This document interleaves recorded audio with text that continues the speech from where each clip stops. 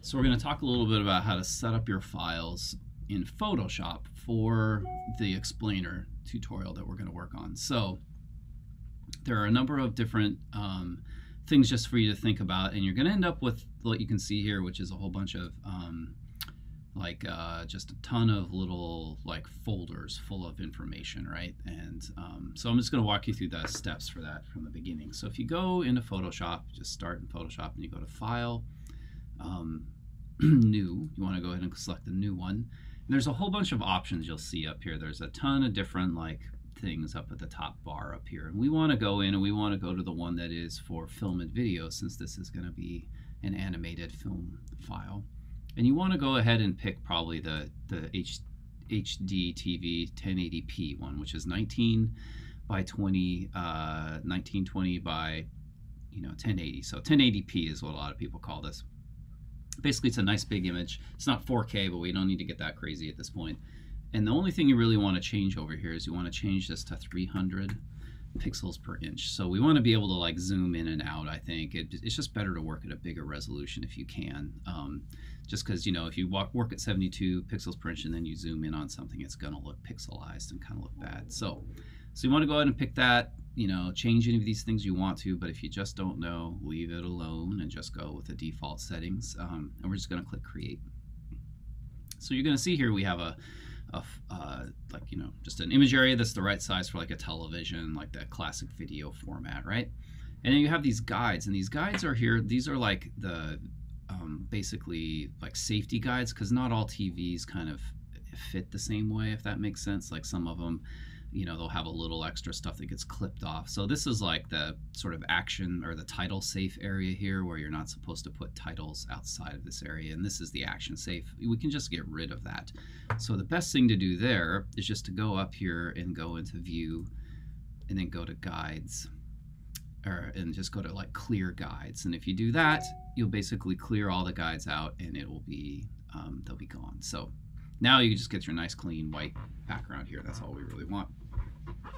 So we're in good shape. We have our thing, and what I would do now is I would go ahead and just go to File, Save As, and I would just save this thing before you do anything else. So pick the place that you want to save it. It could be on the desktop, but again, your thumb drive, wherever you're going to work, and you want to keep your folders organized. Really, it's really important that you do that. So I'll call this test 2, because we'll just start again. So click Save and go ahead and save it. So now anything we do, we can just hit the Save button, just go up to File, Save, and it'll just automatically back up the work that we're doing.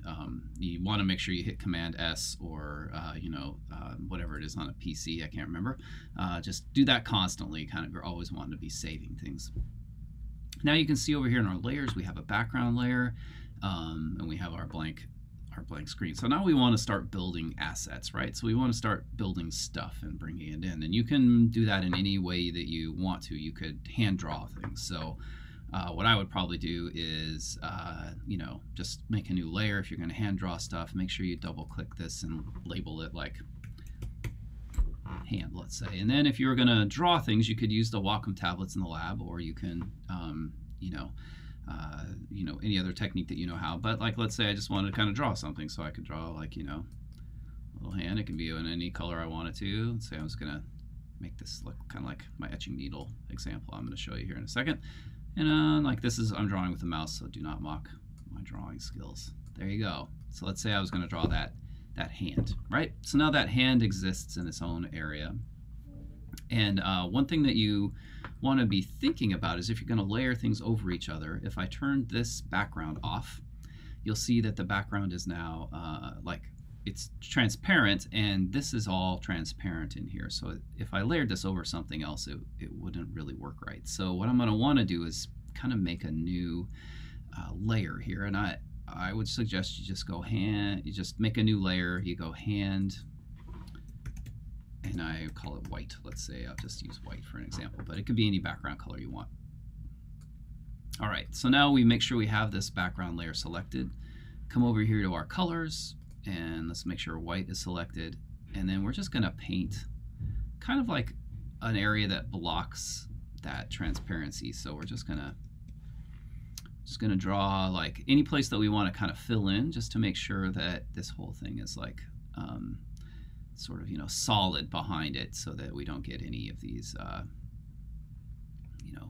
like transparency things that shoot through. So you'll see why that is important when we get to After Effects. So you can add colors this way if you want to. I mean, one easy way to do this would be to just make a new layer and call it tone or something like that.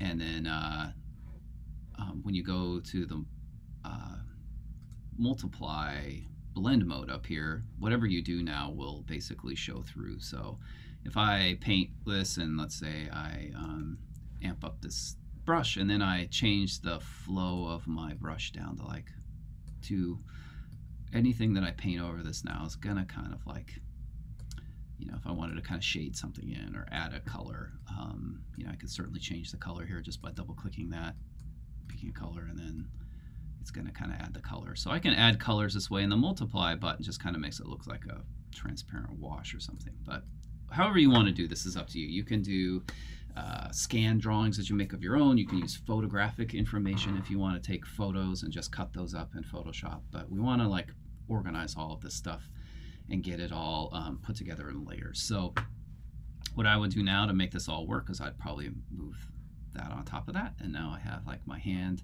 and this whole group here. So I'm going to pause now, and then I'll come back again in another tutorial and show you how to organize all of this stuff into folders that help you export this out into After Effects really easily.